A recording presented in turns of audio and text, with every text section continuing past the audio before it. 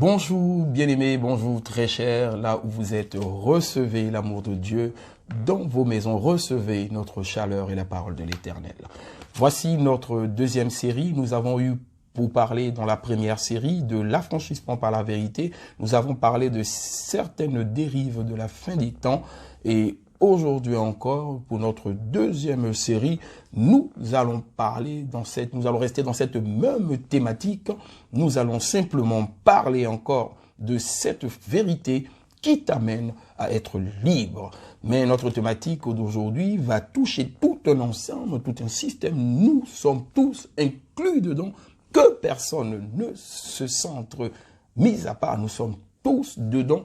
Lorsque nous avons donné notre vie à Christ, nous sommes tous dedans. Nous faisons tous partie de ce tout processus. Nous sommes tous concernés par cela.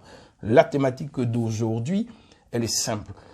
C'est ne te sens pas meilleur que quelqu'un. Ne te sens pas meilleur que les autres. Notre thématique d'aujourd'hui, ne te sens pas meilleur que les autres. Parce que nous disons quoi? Que la vérité, pour pouvoir la comprendre, il faut une certaine base de la parole. Et pour cela, il faut que nous soyons une terre neuve. Vous voyez, c'est pour ça que Jésus, nous sommes dans la parabole du Semeur, le Seigneur parle de 4 terres. Parlant de 4 terres, parlons de 4 chrétiens différents. Lorsque nous arrivons à la dernière terre, celle qui est fertile, celle qui reçoit la bonne semence et grandit et prospère, parce que ce cœur-là n'a rien, c'est un cœur, c'est une bonne terre, une terre fertile, une terre qui a été remplie d'amour, une terre qui n'a aucune autre intention que de produire de bons fruits. Alléluia. Donc c'est cela. Le but de ce que nous faisons et de ce que beaucoup de bien-aimés font au travers de l'échelle, même au travers des assemblées où vous êtes, où la parole de vérité est prêchée, c'est lorsque vous arrivez et que votre cœur, considéré comme une terre, donc là nous sommes simplement en train de parler au sens figuré, considéré comme une terre, lorsqu'elle est abîmée, il y a des mauvaises pousses, il y a des épines, il y a plein de cailloux, on ne peut rien planter dessus. Cette terre-là, elle est tellement été utilisée, on a planté tellement de mauvaises choses, ça a donné, un arbre devait donner des mangues, un manguier devait donner des mangues, ça donne des pommes. Tellement la nature même est déréglée, elle est totalement déréglée par les choses que vous avez emmagasinées au cours de votre marche chrétienne. Vous avez tellement changé d'église, vous avez changé d'église, tellement vous êtes en train de chercher une certaine forme de vérité, ou bien vous êtes en train de chercher l'absolution de vos péchés. On ne sait pas comment vous comprenez les choses, bien aimés. Mais tellement vous changez d'église, d'aller d'église en église, vous avez emmagasiné tellement de choses. Ce qui fait que vous-même, dans votre compréhension maintenant de ce qu'est l'évangile, vous ne comprenez plus rien. Rien. Vous êtes perdu, donc votre terre est abîmée.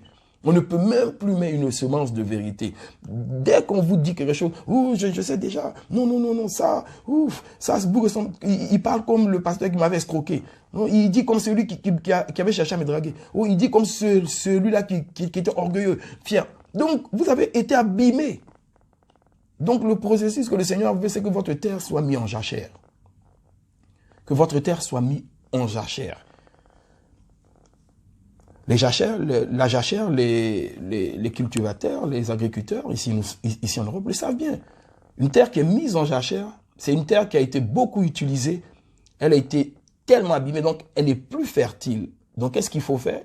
Il faut ôter toutes les mauvaises pousses.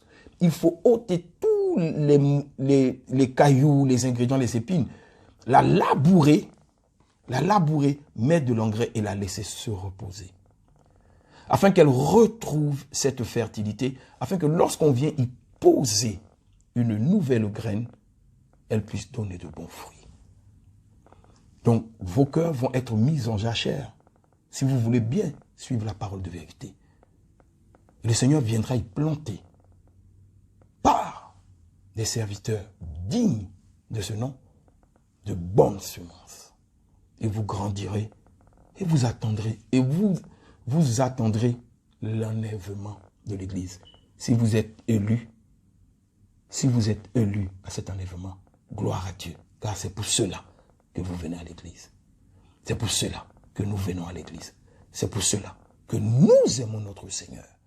Cette place qui nous a préparés pour l'éternité, libre d'accès à sa parole. Donc, aujourd'hui, nous allons parler de cela. Ne vous sentez pas meilleur qu'un frère ou une sœur dans une assemblée. Dieu a donné une multiplicité de dons à son Église afin que tous nous prenions part à l'édification du corps de Christ. Que personne ne soit mis à part. Dans l'Église de Dieu, il n'y a personne dans l'Église de Jésus-Christ qui est supérieur à un frère ou à une sœur. Peu importe la responsabilité que nous avons dans une assemblée, on n'est pas meilleur. Je vous dis, le plan du diable, mes très chers bien-aimés, le plan du diable, c'est de simplement amener la concurrence dans les assemblées, dans l'église. C'est ce qu'il a fait. C'est ce qui se passe dans le monde. Dans le monde, nous sommes aux prises à la concurrence dans l'entreprise, dans la société, entre nos enfants, dans nos familles. Ce n'est que la concurrence. Qui est meilleur? Qui a la plus belle voiture? Qui éduque mieux ses enfants? Qui a la plus belle femme? Qui sa femme commande ou commande pas? Mais on est dans toutes sortes de comparaisons dans la fin des temps. Chrétiens, on n'est que dans ça. Alors là, l'église maintenant est infectée de ça. Infectée de ça. À tel point même que des bien-aimés se disant serviteurs de Dieu vont se faire remettre des prix comme les awards du meilleur chantre, awards du meilleur pasteur de l'année. Mais c'est quoi tout ça? Comment vous pouvez rentrer dans ces formes de comparaison où quelqu'un va décider qu'un tel pasteur pendant 7 années a bien œuvré?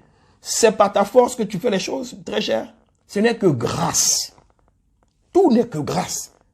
Ce n'est pas par ta force. Nous ne sommes pas sous la loi ou par ta propre capacité, tu arrives à respecter une obligation de la loi. Tout n'est que par grâce. Donc nous allons prendre l'écriture ici, nous allons aller dans le livre et dans l'épître aux Éphésiens. Nous allons aller voir encore, je suis désolé de le répéter, notre condition passée, ce que nous tous, ceux qui sommes devenus maintenant corps de Christ et chrétiens, étions avant que la grâce vienne. Nous allons voir notre condition passée afin que nous puissions savoir tous où nous étions quand le Seigneur est venu nous chercher et qui nous a positionnés auprès de lui. Il nous utilise maintenant pour son œuvre. Nous ne sommes pas meilleurs. Que personne ne se sente supérieur à un bien-aimé dans une assemblée. Nous allons simplement lire, comme nous avons dit en amont, Éphésiens 2, nous allons prendre Éphésiens chapitre 2, verset 1er. Je lis la parole de l'Éternel. Vous étiez morts par vos offenses et vos péchés, dans lesquels vous marchiez autrefois, selon le train de ce monde, selon le prince de la puissance de l'air, de l'esprit qui agit maintenant dans le fils de la rébellion. Nous tous aussi, nous étions de leur nombre. D'accord? Nous tous aussi, nous étions de leur nombre. Donc, c'est-à-dire que nous-mêmes, tous, pasteurs, je l'aurais dit encore, prophètes, évangélistes, apôtres, tous, nous étions de leur nombre. Nous étions tous aussi pécheurs. Et nous vivions autrefois selon les convoitises de notre chair, accomplissant les volontés de la chair et de nos pensées. Et nous étions par nature des enfants de la colère comme les autres. Alléluia. C'est ce que disent les Écritures. Nous étions tous pareils. Mais, je le dis encore, mais, condition de coordination, mais, Dieu qui est riche en miséricorde, à cause du grand amour dont il a aimé, à cause du grand amour dont il nous a aimés, nous qui sommes devenus chrétiens par son amour et sa grâce, il nous a aimés à cause de son grand amour. Nous qui étions morts par nos offenses, il nous a rendu la vie avec Christ. Et maintenant, pour finir ce verset, c'est entre parenthèses, astérisque. Dans ma Bible, c'est mis en rouge pour dire c'est important. c'est par grâce que vous êtes tous sauvés. C'est par grâce que vous êtes tous sauvés. Très cher, lorsque le bien-aimé Paul, qui avait une grâce immense que Dieu lui a donnée de pouvoir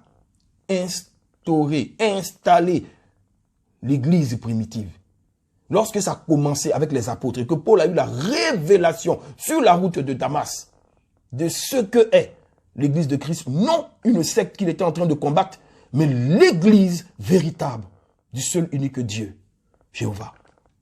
Lorsqu'il a eu cette révélation, le très cher bien-aimé Paul, il n'a pas fait cas de tout ce qu'il a appris étant pharisien.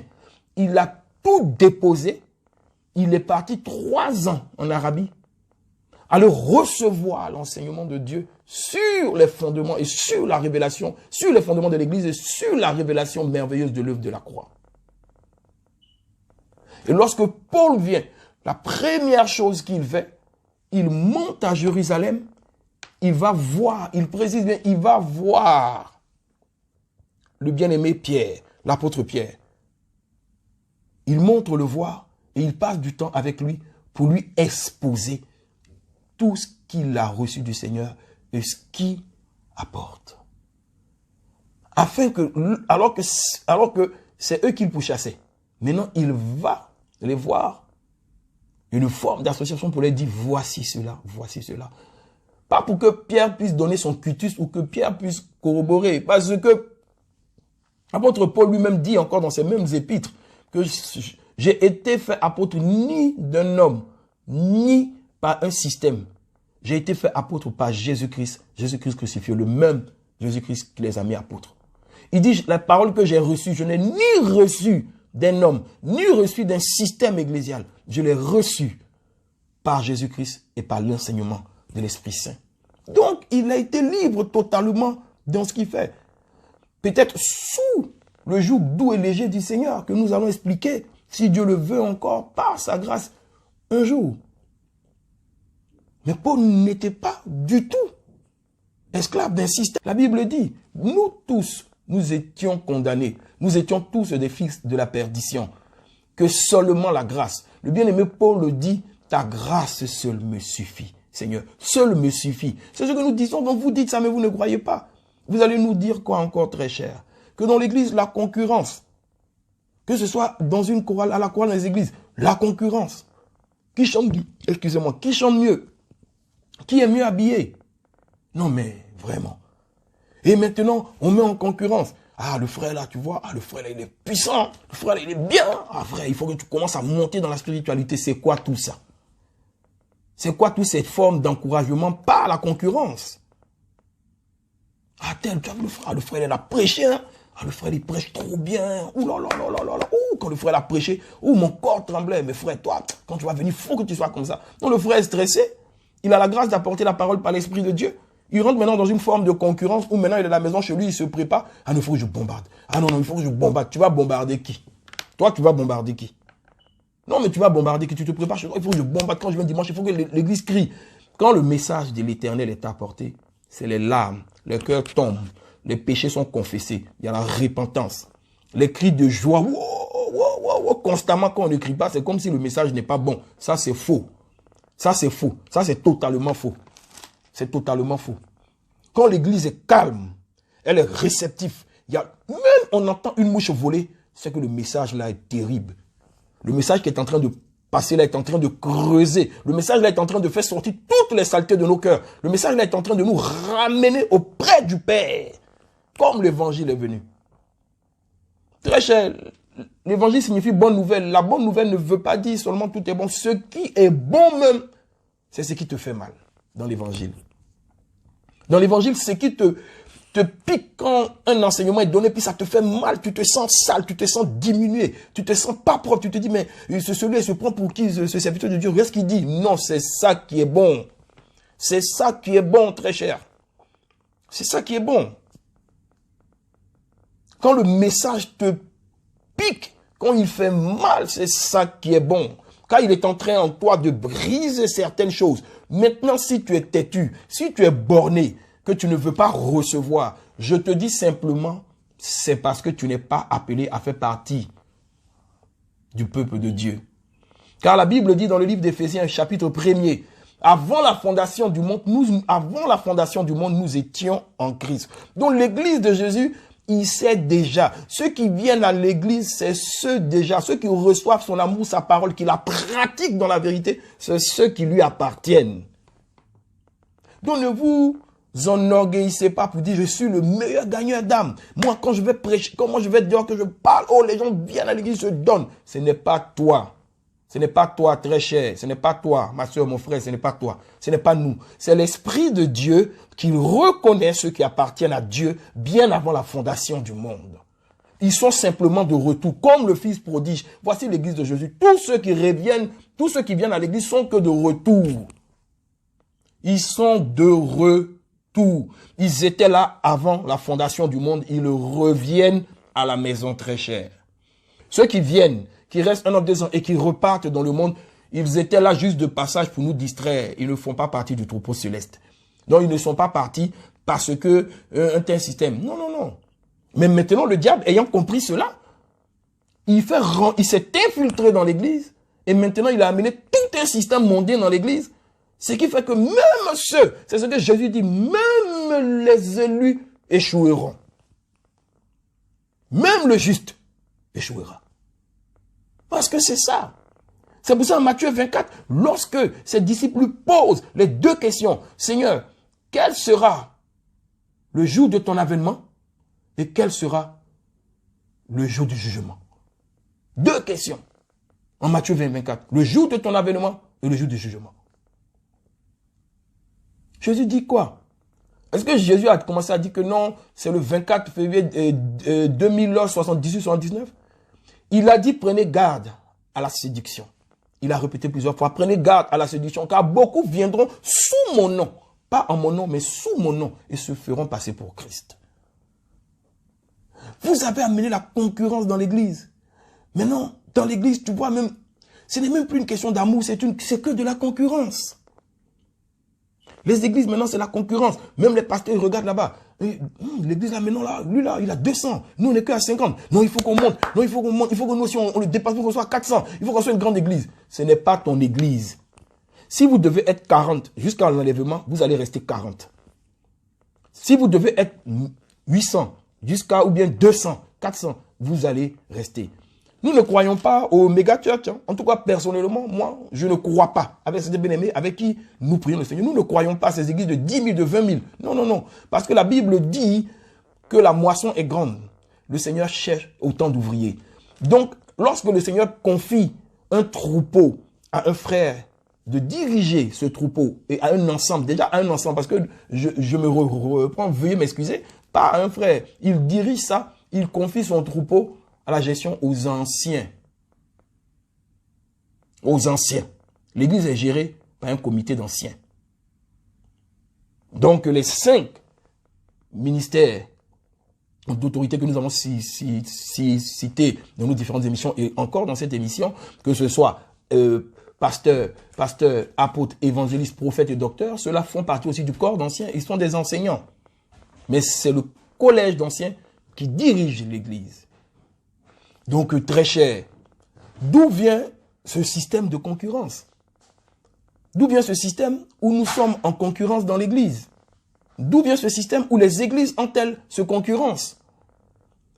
Ah, tu sais, moi je suis dans une église, il y a un grand bâtiment, notre bâtiment est bien, on a 10 salles, on a des salles auditorium, cinéma, ah, c'est trop bien. Donc lui, il laisse sa petite église où la case, où c'est tout petit là, pour courir pour venir dans ton église, parce que toi, ton église, comme on dit chez moi en Côte d'Ivoire, c'est choco. C'est une église choco. Le pasteur est choco, il a des gars de corps, il a de grosses Mercedes. Ah non, c'est que lui, il a trop d'onction. C'est faux. Dieu ne peut pas mettre en concurrence ses enfants. Ça n'existe pas dans le corps de Christ. C'est des choses qui sont arrivées par le venin du diable. Afin de faire que l'église ne soit plus dans la vérité, que quand nous rentrons à l'église maintenant, vous savez, l'église, c'est simplement un hôpital où tout le monde est blessé quand les gens arrivent. Il n'y a pas un bien portant qui vient là-bas. Jésus lui-même a dit dans sa parole, il dit, je suis venu pour les malades d'Israël et non pour les bien portants. C'est un hôpital où Jésus est le médecin principal. Tous ceux qui sont là, ce sont juste des aides-soignants. Lui, il est le médecin principal. Tous ceux-là, ce sont des aides-soignants. Aucun des médecins, tous des aides-soignants, je le dis. Parce que j'avais entendu un enseignement où un homme avait dit que non, nous sommes des médecins. Tous des aides-soignants. Le seul médecin, c'est Jésus-Christ de Nazareth.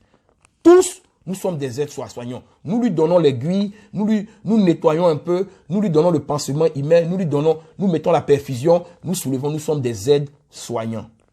Nous aidons à soigner. Mais celui qui soigne, c'est Jésus-Christ de Nazareth. Alors très cher, que personne dans l'église ne se croie meilleur. Que personne dans l'église ne se croit meilleur. Si dans une assemblée où tu sens que c'est en train de monter en concurrence, alors que toi tu es venu simplement chercher Jésus, on est en train maintenant de te faire que tu rentres dans une forme de concurrence. Maintenant tu commences à parler du frère là mal, tu commences à parler de celui-là. Celui-là il se prend pour qui? Tu vois, il chante pas bien. Il chante pas pour toi. Elle ne chante pas pour toi. Quand elle chante, c'est pour le Seigneur. Donc on ne cherche pas si elle chante bien ou si elle chante mal. Quand elle chante, c'est pour le Seigneur. Si Dieu lui a donné la grâce, qu'elle chante avec son cœur, c'est pour le Seigneur. Donc qu'elle chante bien, qu'elle ne chante pas bien, ce n'est pas ton problème. Lui là, il prêche pas bien. Quand il prêche, c'est même pas doux même. Oh, ce n'est même pas doux, c'est même pas ambiancé, ça ne saute pas. Ma soeur, on n'est pas venu pour sauter, mon frère, on n'est pas venu pour sauter dans l'église. Dans l'église, on est venu pour grandir, on est venu pour écouter la parole de l'Éternel afin de laisser tomber toute notre vie sale, afin que la repentance soit faite par la parole et que tu deviennes ce que le Seigneur veut que tu puisses devenir. Donc, ne rentre pas dans une forme de concurrence. Tu n'es en concurrence avec personne. Si tu veux soit en concurrence avec toi-même, ce que tu étais avant, il faut que tu jettes et tu viens dans le miroir et tu regardes. Tu dis, je ne suis plus comme ça. Tu viens, tu avances. Je ne suis plus, donc tu es en concurrence avec ce que tu étais avant. La Bible dit que lorsque nous donnons notre vie à Jésus, toute chose ancienne est passée et toute chose devient nouvelle. Si Dieu t'a fait la grâce d'amener la parole de l'Éternel, amène-la avec humilité. Si Dieu t'a fait la grâce d'avoir le don de guérison, guéris les gens avec humilité. Si Dieu t'a fait la grâce d'avoir ce don de libéralité, fais-le avec humilité. Si Dieu t'a fait la grâce d'être riche dans l'église, puisque tout le monde, fais-le donne avec humilité et dans le secret. Car la Bible dit, ce que donne la main droite, la main gauche ne doit pas être au courant. Car si tu montres ce que tu donnes, tu as déjà eu sur terre ce que tu devais avoir. Donc très cher, que dans l'église, personne ne se sente supérieur à son frère ou à sa sœur. Dieu ne fait que donner des dons à son corps afin que nous puissions grandir et être édifiés. Que les uns et les autres, nous puissions prier les uns pour les autres. Donc ne vous sentez pas, ne nous sentons pas supérieurs lorsque nous sommes entre frères et sœurs. Que personne ne puisse tirer la couverture vers lui. Que personne ne puisse dire que c'est par mes prières que tu t'es relevé. Faux. C'est pas mon jeûne que tu t'es relevé. Faux. Tout n'est que grâce. Tout n'est que grâce, très cher. Tout n'est que grâce. Nous étions tous perdus pécheurs. Nous étions tous les enfants de la colère et de la rébellion. Jusqu'à ce que le Seigneur nous ramène à lui par sa grâce. Donc tout n'est que grâce. Donc là, moi-même qui suis en train de parler devant vous, je vous dis 7 ans de conversion, je ne connaissais même pas les Écritures. C'est par la grâce du Seigneur. Je ne suis pas allé dans une école théologique m'asseoir afin de suivre tout un système pédagogique. Non, c'est le Seigneur par sa grâce. Simplement par sa grâce. Il m'a juste pris, moi qui étais sale, comme ça, qui m'a pris. Il m'a posé et il m'a dit, voilà, reçois, j'ai reçu. J'ai cet amour et cette passion pour la parole que maintenant je partage avec mes très chers frères que vous êtes. Mais je ne suis en aucun cas meilleur ou supérieur à vous. Je suis un bien-aimé comme vous. Je le dis assez souvent à mon épouse, le jour où tu vas m'enterrer, si je pars avant toi, ma très chère bien-aimée, que tu puisses écrire sur ma tombe, ici J, le bien-aimé du Christ. Juste ça. Un bien-aimé. Quel est le titre? Dans l'église d'un frère, ah mais bien, et frère, toi, quel est on appelle quel appel? C'est vrai, il y a des appels, il y a des apôtres, tout ça, mais pourquoi je vais te le dire? Nous sommes bien-aimés. Nous sommes frères. À toi, quand je te vois là, tu es un évangéliste, quand je te vois, tu es un prophète. Arrêtez ça dans l'église. Arrêtez ça, s'il vous plaît, dans la maison du Seigneur. Arrêtez d'amener la frustration dans le cœur des frères et des sœurs qui se sentent moindres que vous parce que vous vous sentez meilleur et supérieur à eux. Et c'est vous, les hommes de Dieu, qui avait amené tout ce système-là afin de pouvoir motiver le peuple de Dieu dans certains domaines. Ah, tu es fort dans ça, tu es fort. Donc, ils se croient meilleurs que les autres. Avant de les motiver avec vos messages de motivation à ne plus en finir. Les gens se croient maintenant, non, je suis maintenant devenu Superman. Tu es Superman de où? Toi, tu es Superman d'où?